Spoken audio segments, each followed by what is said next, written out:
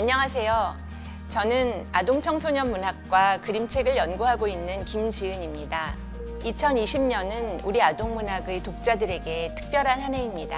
1920년대부터 시작된 한국 동화의 역사가 드디어 100년에 이르렀기 때문입니다. 우리는 누구나 어린 시절 동화를 읽으면서 처음으로 우리 말과 글의 아름다움을 배웠습니다. 그리고 동화에 담긴 신기하고 다양한 이야기의 세계가 우리를 이만큼 키워주었습니다. 동화 속에서 만난 수많은 인물들은 어떤 쓸쓸하고 외로운 순간에도 우리를 울고 웃게 한 든든한 친구였습니다. 따라서 한국 동화 100년은 우리 모두에게 큰 의미가 있습니다. 한국 동화 100년 으라차차 우리 동화. 이 전시는 1920년대부터 오늘날까지 우리 어린이 독자들에게 감동과 재미를 안겨주었던 우리 문학의 소중한 역사를 돌아보는 뜻깊은 자리입니다. 시대별 주요 작품, 희귀한 한국 동화의 초기 자료, 그리고 어린이들이 직접 읽고 고른 우리 동화들을 보면서 한국 동화의 지난 100년 역사를 한눈에 살펴볼 수 있는 의미 있는 전시가 될 것입니다. 그러면 이제부터 어린이들이 사랑했던 우리 한국 동화를 만나볼까요?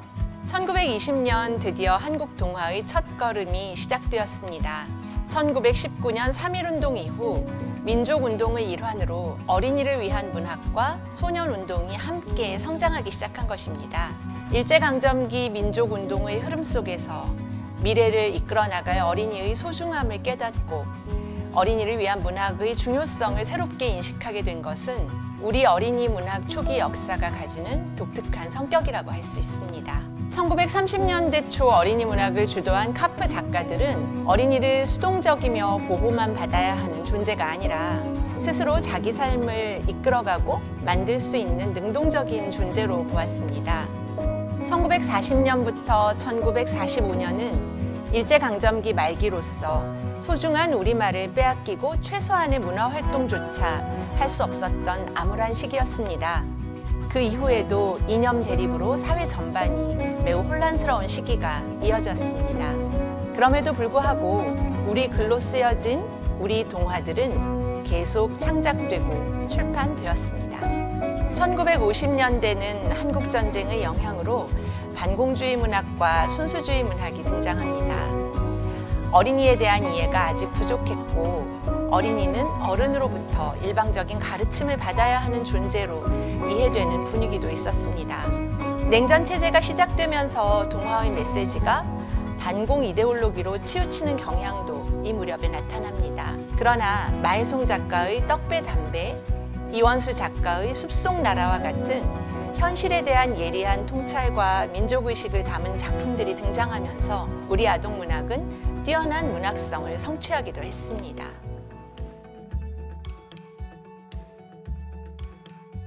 1960년대는 정치 사회적인 변혁기로서 우리의 문학이란 무엇인가에 대한 성찰과 어린이 문학에 대한 연구와 비평 활동이 시작되었던 시기입니다.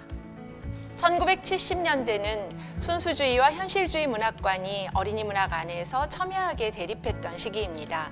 교육운동가 이호덕은 시정신과 유의정신이라는 평론집을 통해서 치열한 논쟁을 촉발했고 한국 동화는 작품을 통해서 이에 대한 논쟁을 벌이면서 철학적, 이론적 토대를 더욱 탄탄하게 갖추어 갔습니다. 1980년대까지 우리 어린이를 위한 출판물은 세계 명작 시리즈들이 대부분이었습니다. 그런데 권정생 작가의 몽실 언니를 비롯해서 한국 어린이 문학의 큰 성취를 이룬 작품들이 등장하면서 80년대는 조금씩 다른 모습으로 변화하기 시작합니다. 1990년대 창작 동화는 새로운 전기를 맞이합니다.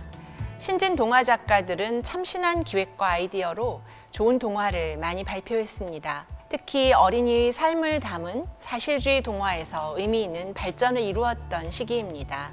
학부모와 현장의 교사들도 동화의 독자로서 적극적으로 비평과 연구 활동에 참여하기 시작합니다.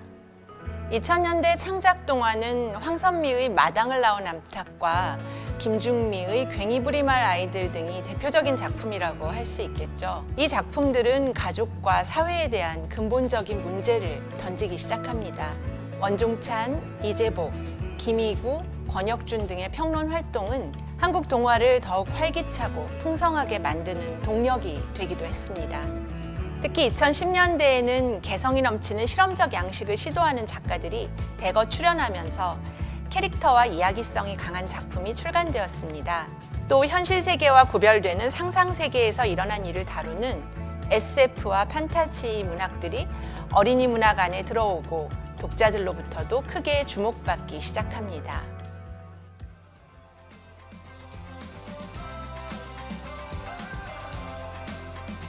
이번 전시는 이렇게 한국 동화 100년의 역사를 한눈에 돌아볼 수 있는 뜻깊은 전시입니다. 1924년에 발간된 어린이 잡지부터 1930년대, 40년대의 희귀한 초기 자료들, 또 광복 이후 단행본 원본들까지 지금까지 보실 수 없었던 한국 동화의 초기 자료를 편안히 만나보실 수 있습니다.